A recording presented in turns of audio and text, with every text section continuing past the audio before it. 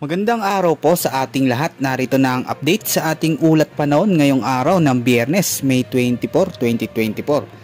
Sa kasalukuyan ay patuloy pa rin nating minumonitor ang banta ng sama ng panahon sa ating bansa na posibleng maging bagyo sa mga susunod na araw. Samantalang ngayong araw ay patuloy pa rin mararanasan ang mainit at malinsangan na panahon sa malaking bahagi ng bansa.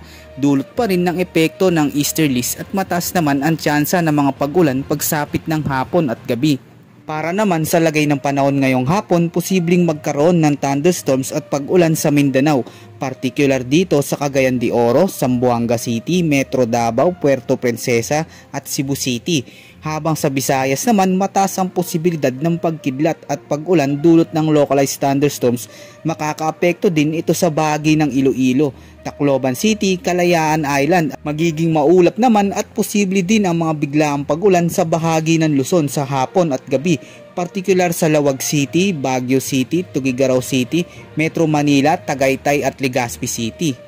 Samantalang opisyal na ngang nakapasok itong low pressure area sa loob ng Philippine Area of Responsibility, kaya asahan ang banta ng pag-ulan at posibleng baha lalo na sa malaking bahagi ng Mindanao at Visayas.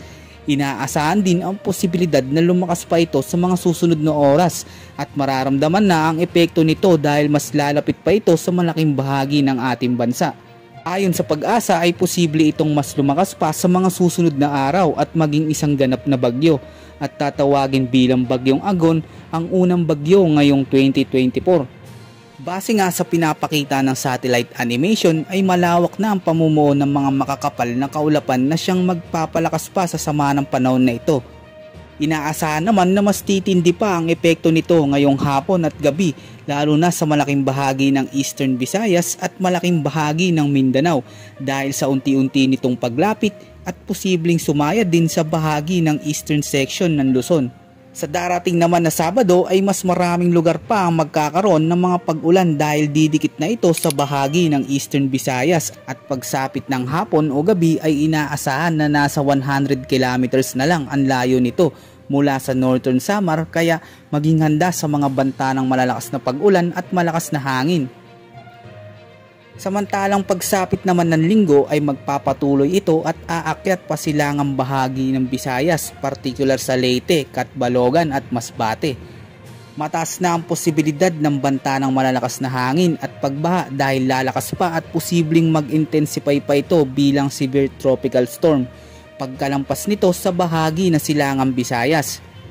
Dahil sa patuloy na paglakas ng posibleng bagyo ay mataas ang posibilidad ng landfall scenario, kaya maging maalam sa lahat ng oras lalo na sa mga nakatira malapit sa kabundukan.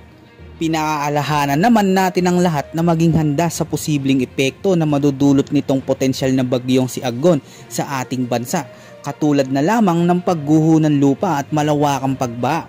Yan ang weather update panahon sa araw na ito, at upang maging alerto at handa sa anumang panahon lalo na sa mga papasok na bagyo ay manatiling nakatutok sa lahat ng update na ating i-upload.